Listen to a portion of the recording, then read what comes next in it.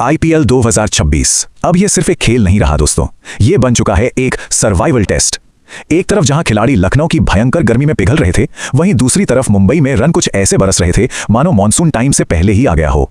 बात है 12 अप्रैल की, सिर्फ एक दिन, लेकिन उस एक दिन में हमें क्रिकेट की दो बिल्कुल अलग अलग दुनिया देखने को मिली। मतलब इसको ऐसे देखिए, एक मैच था असली जंग जहां हर एक रन के लिए लड़ाई हो रही थी, और दूसरा मैच वो तो भाई गेंदबाजों के लिए पूरी तबाही थी, प्योर कार्नेज। तो चलिए सबसे पहले चलते हैं लखनऊ, जहां उस दिन क्रिकेट नहीं बल्कि एक तरह की सर्वाइवल ट्रेनिंग चल रही थी।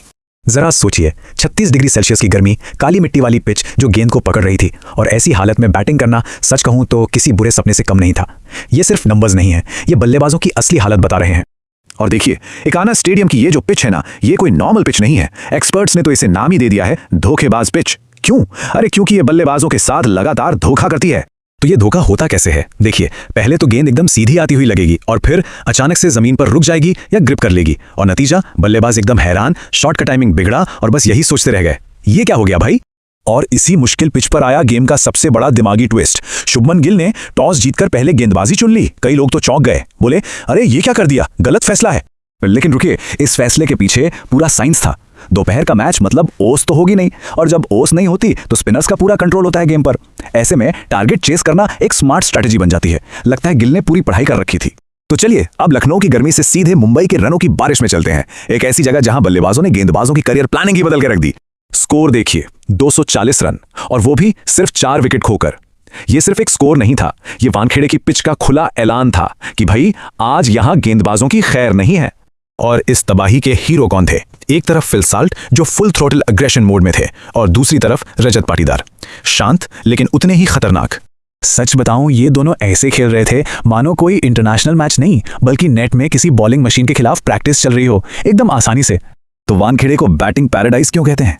पहली बात, लाल मिट्टी की पिच, मतलब गेंद सीधा बल्ले पर आती है। दूसरी बात, बाउंस एकदम पक्का, बिल्कुल प्रिडिक्टेबल, और इसका नतीजा छक्के मारना इतना आसान हो जाता है जैसे वीडियो गेम का इजी मोड ऑन कर लिया हो। तो जब हम इन दोनों मैचों को साथ साथ रखकर देखते हैं तो पूरी कहानी एकदम साफ हो जाती है। एक तरफ लखनऊ का survival game, slow pitch, spin का दबदबा, और दूसरी तरफ मुंबई का रन फेस्टिवल, फ्लैट पिच, बल्लेबाजों की पूरी डोमिनेशन। एक ही लीग, एक ही दिन, लेकिन कंडीशंस ने पूरी कहानी ही बदल दी। तो सवाल ये उठता है कि इन अलग अलग हालात के पीछे वो असली खतरा क्या है जो हमें नजर नहीं आ रहा। और यहीं पे असली कहानी का ट्विस्ट आता है। इन सब के पीछे एक छिपा हुआ दुश्मन है जो किसी भी टीम से ज्यादा खतरनाक है, और वो है प्लेयर्स की थकान। ये थकान आ कहां से रही है? पहला, बिना रुके बैक टू बैक मैच। दूसरा, कुछ जगहों पर जबरदस्त गर्मी तो कुछ जगहों पर चिपचिपी थका देने वाली नमी। ये सब मिलकर खिलाड़ियों को फिजिकली और मेंटली दोनों तरह से निचोड़ रहे हैं। और ये हमें एक बहुत बड़े सच पर लाके खड़ा करता है। आईपीएल अब सिर्फ स्किल का खेल नहीं रहा, ये अब फिटनेस और थकान के बीच की एक असली जंग बन चुका है।